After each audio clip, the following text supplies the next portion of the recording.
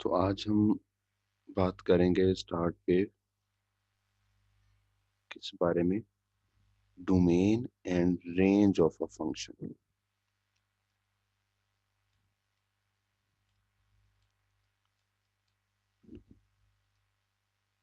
क्योंकि पिछले लेक्चर में आपने फंक्शन को अच्छी तरह से पढ़ लिया है, फंक्शन की डेफिनेशन और उसकी कुछ बेसिक टाइप्स, तो अब आपको पता होना चाहिए what is domain of a function. जी कुछ बताइएगा आप में से अगर कोई जानता है तो।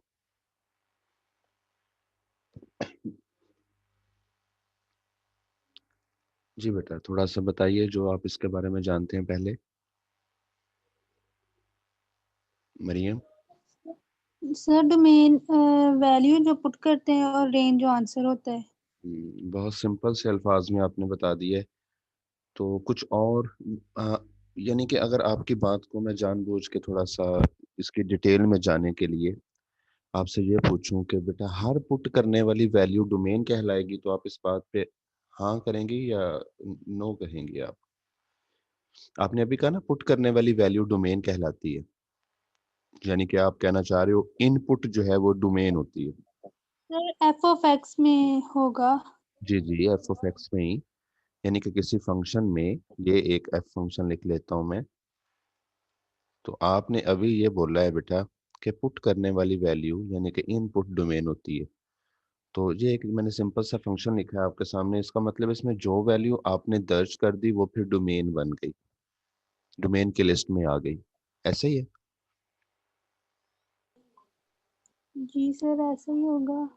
ठीक है, चलिए इसका मतलब है फिर डोमेन तो हमारी मर्जी की मोहताज हुई, कि जो हमने दर्ज करना है वही डोमेन होगी ना, फिर इसका मतलब है। ये देखिए इसमें मैं टू दर्ज कर रहा हूँ, तो इसका मतलब है टू इसकी डोमेन में शामिल हो गया। ठीक है, बात को समझिएगा, ऐसे डिस्कशन करने से समझ आती है बात।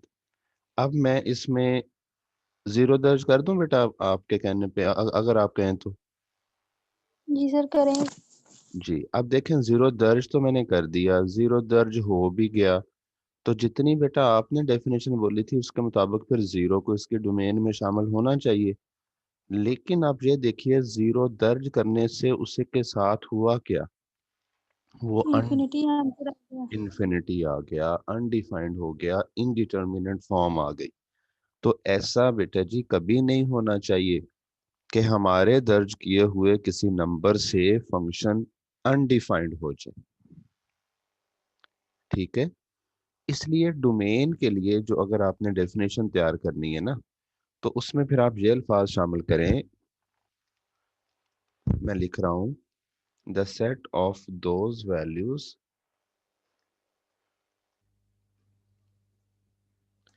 On which a function is defined.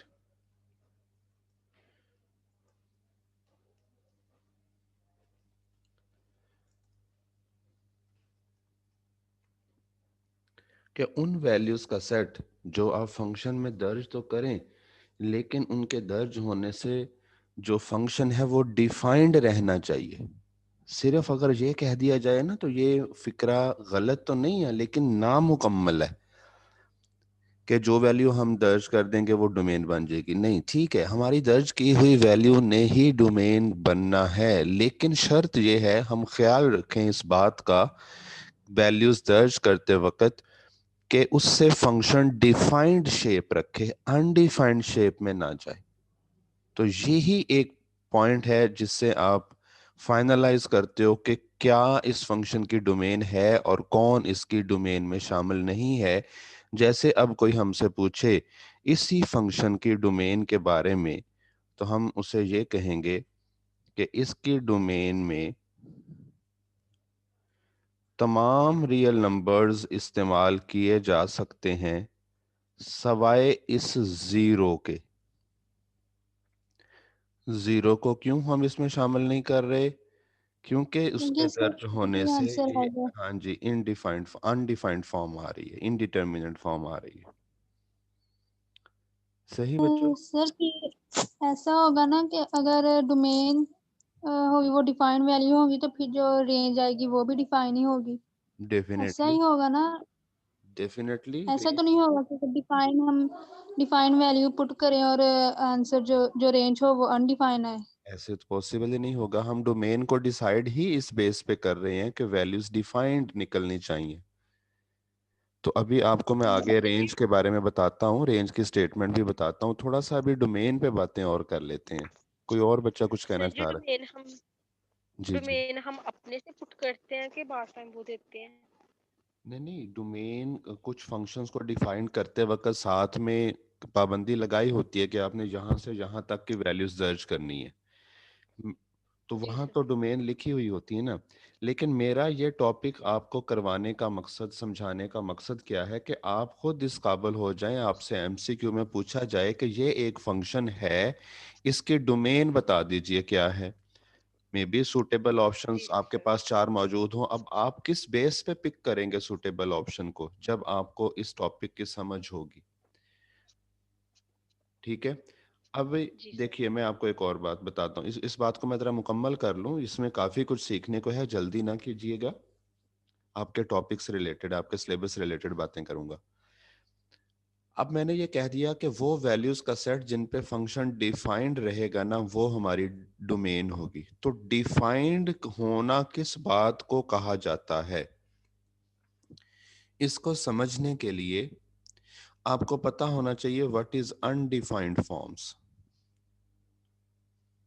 जब आपको अनडिफाइंड फॉर्म की शक्ल का पता होगा तो आप समझ जाओगे कि डिफाइंड कौन सी होती हैं। तो अनडिफाइंड फॉर्म्स की मेन जो शक्लें हैं, दो आपके सामने रख रहा हूं। एक को थोड़ा सा हमने डिस्कस कर लिया है, इन्फिनिटी, और दूसरा है आयोटा। ये दोनों अनडिफाइंड फॉर्म्स कहलाएंगी हमारे फंक्शन से रेंज के पॉइंट ऑफ व्यू से, यानी कि जवाब में ये दोनों नहीं होने चाहिए किसी सूरत में। क्योंकि जवाब हमारे कैसे होने चाहिए, ये वो नंबर्स होने चाहिए जो रियल लाइन पे मौजूद हों, जिनका वजूद रियल लाइन पे एग्जिस्ट करता हो। अब इन्फिनिटी के बारे में आप लोगों को पता चला कि ये एक्चुअली उस वक्त आती है जब हमारे पास फंक्शन जो है वो ओवर फॉर्म में हो, रेशनल हो। जो टॉपिक मैंने आपको कहा था, जिसकी वीडियो आपने देखनी थी, उसमें एक टाइप ये भी थी, रेशनल फंक्शंस। तो रेशनल फंक्शंस कौन से होते हैं जी? जो इस फॉर्म में हो, P of x over Q of x, दो पोलिनोमियल्स की रेशो, यानी कि जिसमें डिनोमिनेटर पे भी एक्स हो। ऊपर तो है ही है। अब जब हमारे पास डिनोमिनेटर पे एक्स है और वहां किसी वजह से जीरो आ गया, ठीक है। देखिए बेटा, मैं अगर ये कहूं 3x+2,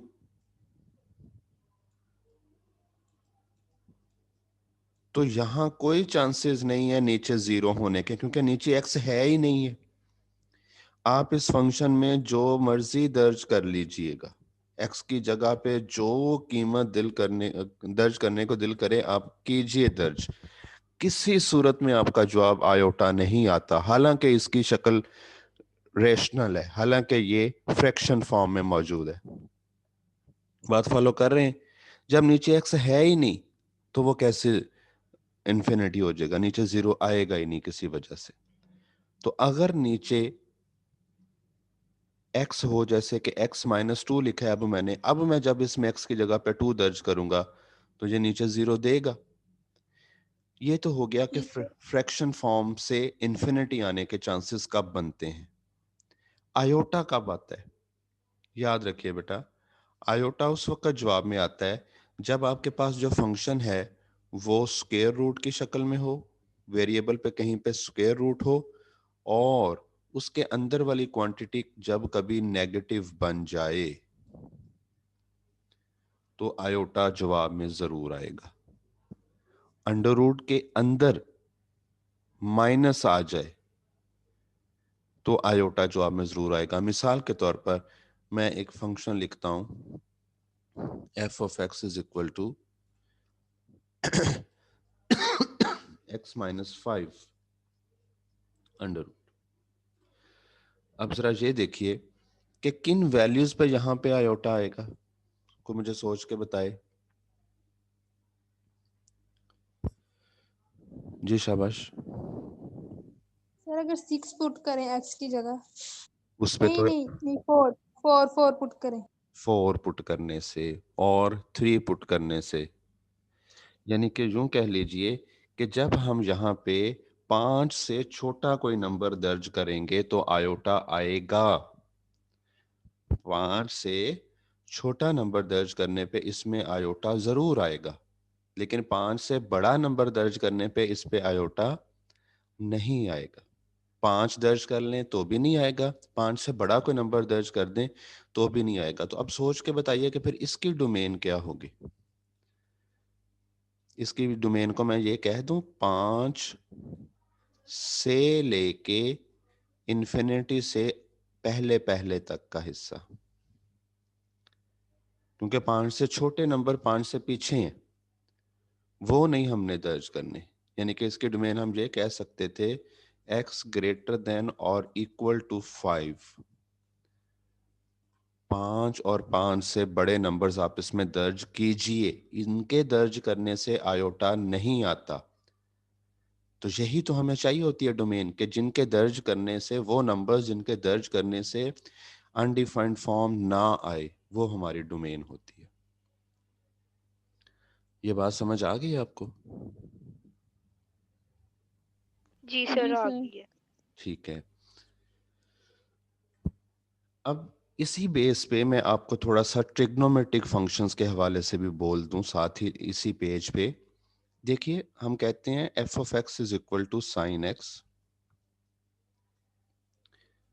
ट्रिग्नोमेट्रिक फंक्शन की डेफिनेशन हम यूं करते हैं, ये वैसे उस वीडियो में मौजूद है, हमने सिर्फ इतना लिखना होता है, the functions of this form, ऐसे फंक्शन जो ये शक्ल रखते हों, sine x, cos x, tan x, secant x, cosecant x, cot x, are called trigonometric functions.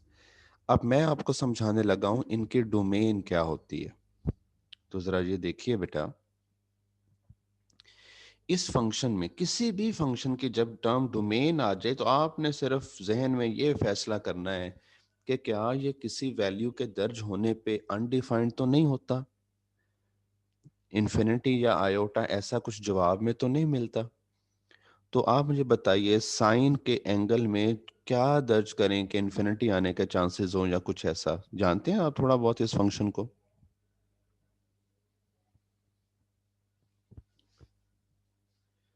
जी बेटा, नहीं आइडिया? नो नो आइडिया, ठीक है। तो आप प्रैक्टिस कर लीजिएगा चाहे अपने कैलकुलेटर्स पे। तो मैं लिखूंगा कि साइन की जो डोमेन है वो ऑल रियल नंबर्स हैं, इसमें जो चाहे दर्ज कर लें, इसका जवाब जो है वो अनडिफाइंड नहीं होता, इसलिए इसकी domain set of all real numbers है। अब जो जिस बात की तरफ आपको लेके जाना चाह रहा हूं, जो आपको बात समझानी है, वो है एक फंक्शन है जी जिसे हम कहते हैं कोसेकेंड एक्स। कोसेकेंड और साइन एक दूसरे के रेसिप्रोकल होते हैं। दूसरे अल्फाजों में कोसेकेंड का मतलब 1/sin ही होता है।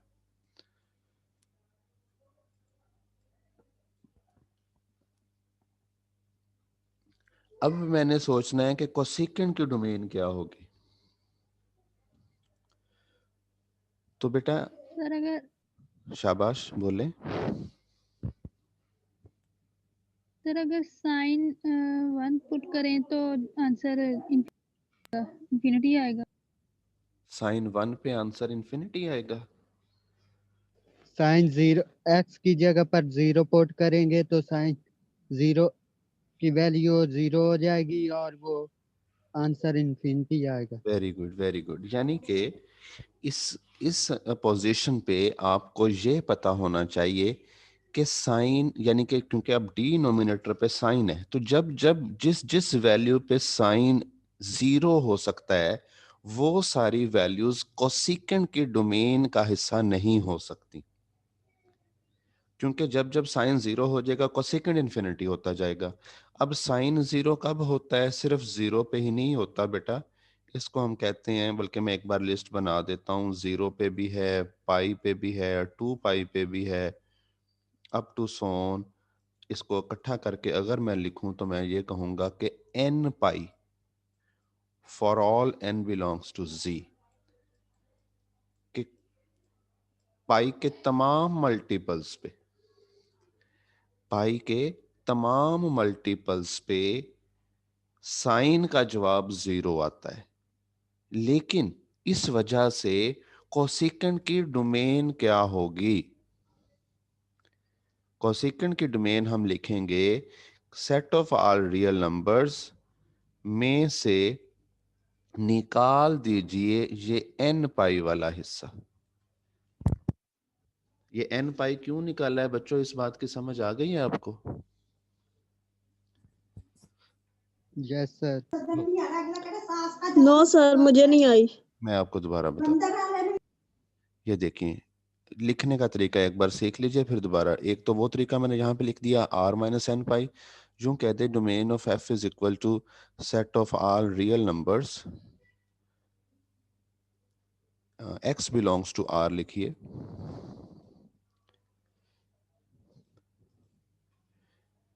x belongs to R and x is not equal to n पाई। ये जिस बच्चे ने कहा है कि उन्हें समझ नहीं आई वो दोबारा बात सुन लीजिए।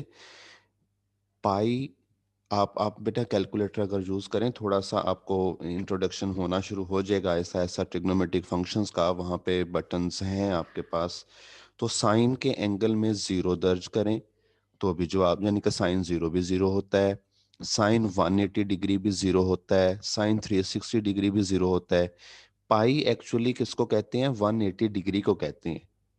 पाई का मतलब 180 डिग्री है।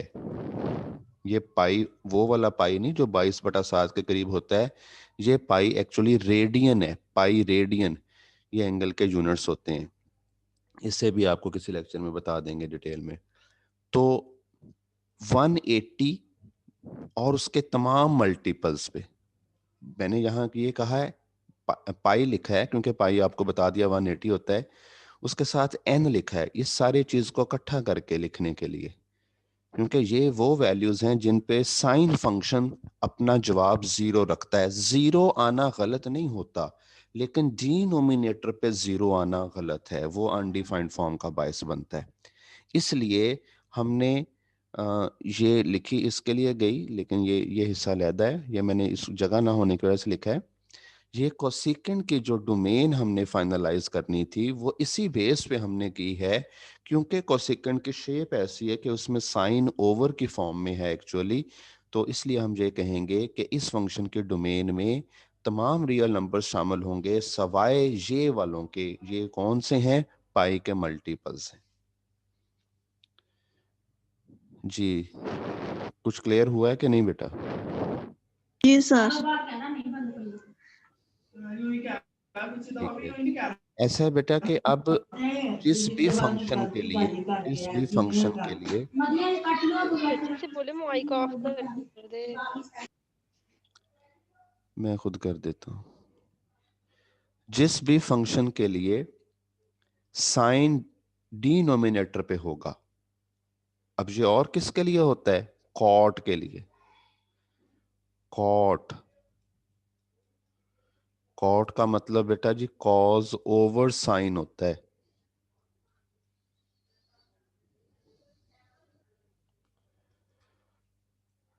तो इसकी भी डोमेन यही होगी जो अभी हमने कोसेकेंड की डिस्कस की है, क्योंकि इसमें भी डिनोमिनेटर पे साइन मौजूद है। ठीक है, नेक्स्ट पेज पे चलते हैं और यहां मैं बात करता हूं, आपको ट्रिग्नोमेट्रिक्स मुकम्मल करवा दूं। अभी मैंने साइन और कोसेकेंड और कॉट समझाए हैं, अब मैं कॉज,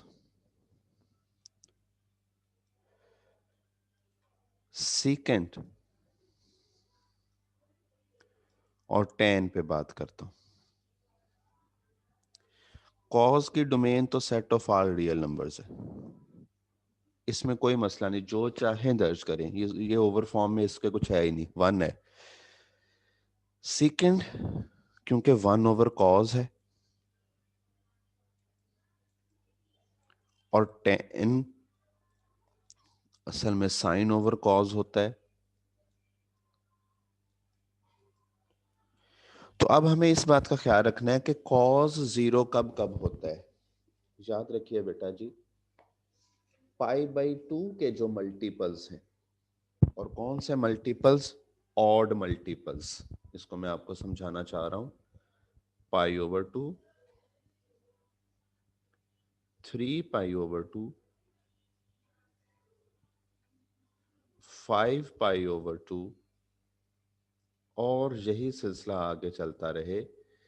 तो ये जो थीटा की वैल्यूज हैं, जब कॉज में दर्ज हो तो उसे जीरो कर देती हैं।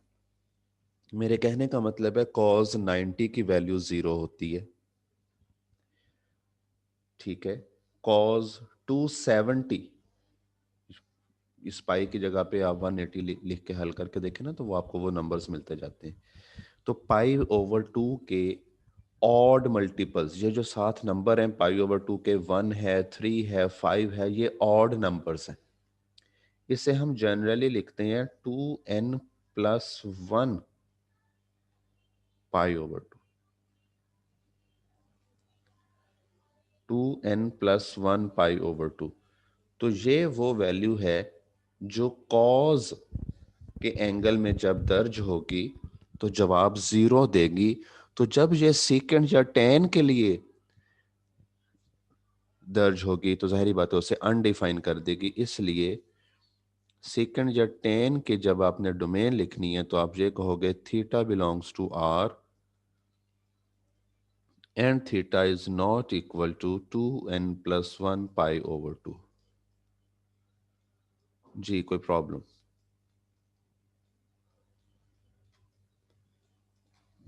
बोलो बच्चों।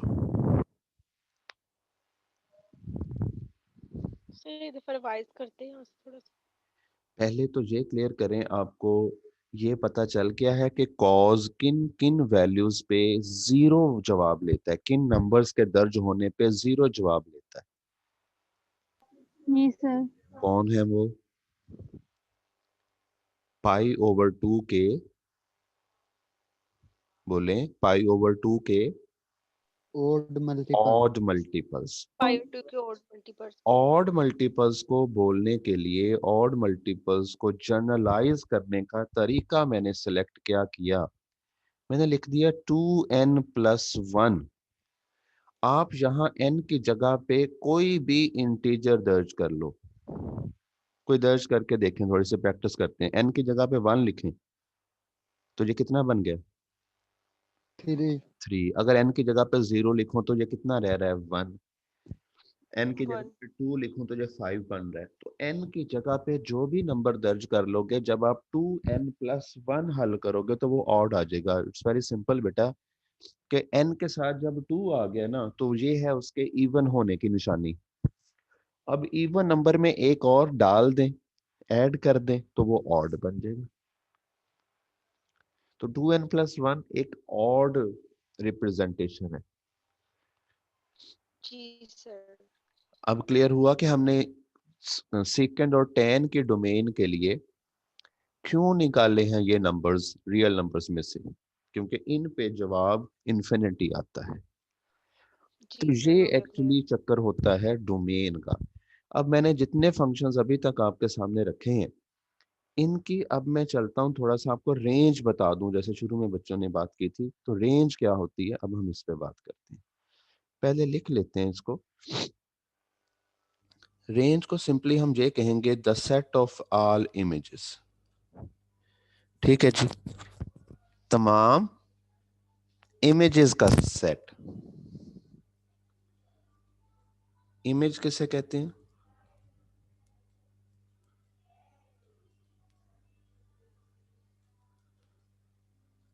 जवाबात का सेट। अगर x एक एलिमेंट है, यह डोमेन को रिप्रेजेंट करता है, तो f ऑफ x मतलब उस x पे उस f की वैल्यू, उसका इमेज, उसका जवाब, ये रेंज का हिस्सा होगा।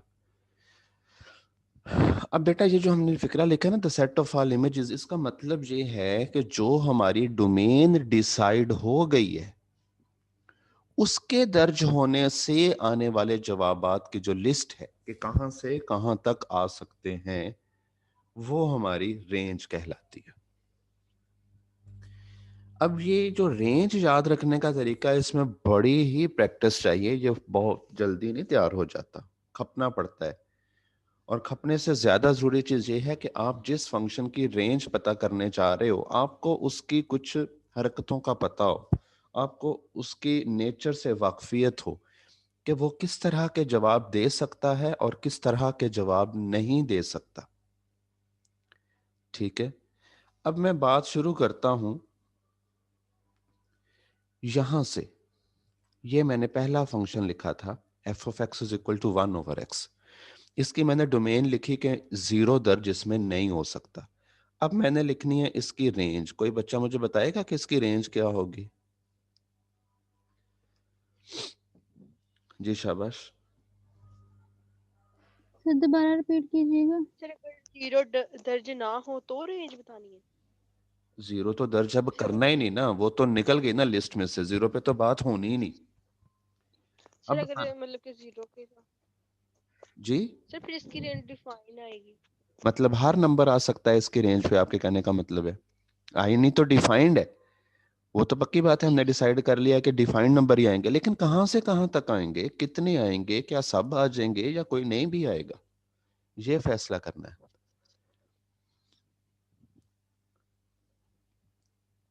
शाबाश, सारे मिलकर सोचें।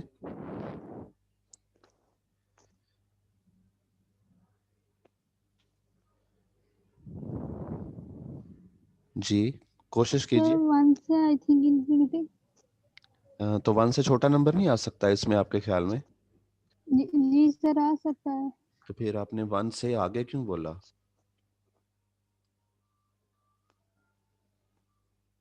जब आप इसमें x की जगह पे कोई नेगेटिव नंबर दर्ज करोगे तो आपके नेगेटिव नंबर आना शुरू हो जाएंगे। जी सर। फिर क्या लिख दूं, आर रियल नंबर्स या कोई और? जी सर और रियल नंबर नहीं जी, एक नंबर ये जवाब में नहीं दे सकता और वो है 0। सर 0 के अलावा जो रियल नंबर है। पहले 0 क्यों नहीं याद आया आपको? अब पहले आप, ये बता दिया नहीं, इसका जवाब डिफाइन नहीं आएगा, इसलिए नहीं नहीं इसमें नहीं 0 नहीं नहीं नहीं ऐड। नहीं नहीं, ये वजह नहीं है, ये वजह नहीं है कि 0 दर्ज नहीं हुआ था इसलिए जवाब में नहीं आया, ये वजह हरगिज नहीं है। ये है कि 0 दर्ज करेंगे तो डिफाइन नहीं आएगा ना, नहीं नहीं, अनडिफाइंड है। तो हमने तो 0 दर्ज करना ही नहीं। मैं अब आपसे ये कह रहा हूं कि इसमें मैं आपको नेक्स्ट पेज पे लेके चलता हूं, कुछ और आपको बात अभी समझाने की जरूरत है। वो मुझे अंदाजा हो गया कि आपने 0 को देख के जहन 0 पे फिक्स कर दिया। ये लें, मैं फंक्शन इस तरह का लिख देता हूं, इसके डोमेन बताइए मुझे जल्दी से। शाबाश स्टूडेंट्स, जल्दी कीजिए, लास्ट 5 मिनट्स बचे हैं इस क्लास के।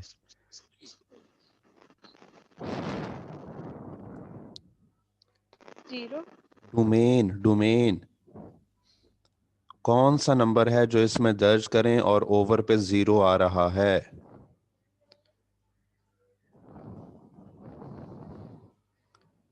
सर 3। वेरी गुड, 3 दर्ज करें तो नीचे 0 आता है, इसलिए हमने इसमें 3 दर्ज नहीं करना। 3 के अलावा जो मर्जी दर्ज कर लें, ये डिफाइंड रहेगा। अब आते हैं इसकी रेंज पे। अब बताइए ये कौन से जवाब दे सकता है और कौन से नहीं दे सकता? क्या सारे दे सकता है?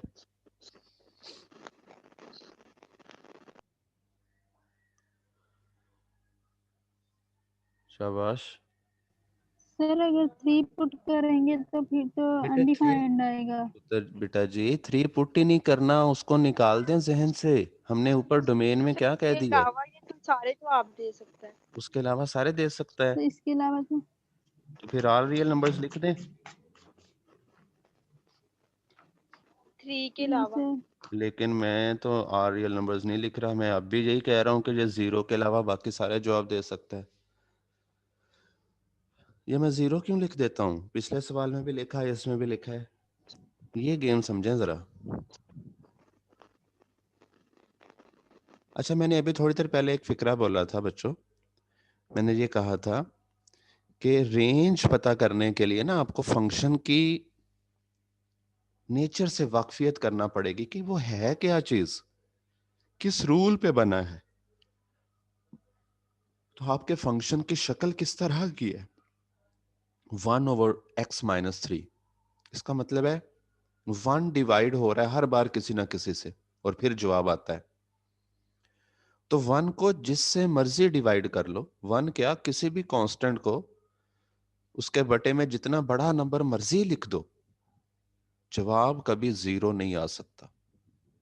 आपका जहन मानेगा, मेरे इन अल्फाज को गौर से सुनिए।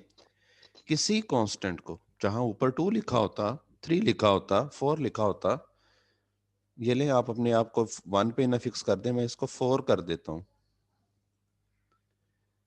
कुछ भी हो जाए, ऊपर कांस्टेंट है और नीचे जो मर्जी नंबर रख दीजिए, जवाब कभी 0 नहीं आ सकता। जितने मर्जी बड़े नंबर से डिवाइड कर लो, जवाब 0 के बहुत करीब तो चला जाएगा, लेकिन 0 हो नहीं पाएगा एग्जैक्टली। इस वजह से मैं कह रहा हूं कि इसकी रेंज में 0 एग्जिस्ट नहीं करेगा। अब उसकी वजह 3 नहीं है, उसकी वजह उसकी शक्ल है कि वो 0 को जवाब में नहीं दे सकता। ये कोई बात समझ आई है अब आपको कि नहीं? सर जी आ गई है। इस पॉइंट ऑफ व्यू से सोचना होता है रेंज के लिए, ठीक है? सर रिपीट कर दे प्लीज एक बार। क्या नहीं था? सर मैंने कहा रिपीट कर दे यहाँ से। बेटा, मैंने ये कहा है कि जब किसी फंक्शन की शक्ल इस तरह की हो कि ऊपर उसमें कोई कांस्टेंट हो और नीचे उस पे आप कोई भी शक्ल उसको दे दो, नीचे उसका जितना मर्जी बड़ा नंबर आ जाए, जब आप किसी कांस्टेंट को किसी नंबर से डिवाइड करते हो तो जवाब कभी 0 नहीं आ सकता। इस वजह से मैंने कहा है कि इसकी रेंज में 0 शामिल नहीं हो सकता। ठीक है? जी सर ठीक है। अब आखिरी 2 मिनट हैं, ये क्लास एक्सपायर हो जाएगी, फिर इसका लिंक एक्सपायर हो जाएगा, तो मैं आपको दोबारा फिर लिंक भेजूंगा। जल्दी से इस पे बात कर लें। इसकी डोमेन आपके सामने लिखी हुई है, ये अंडरवुड वाले की। इसकी रेंज कोई बता देगा मुझे?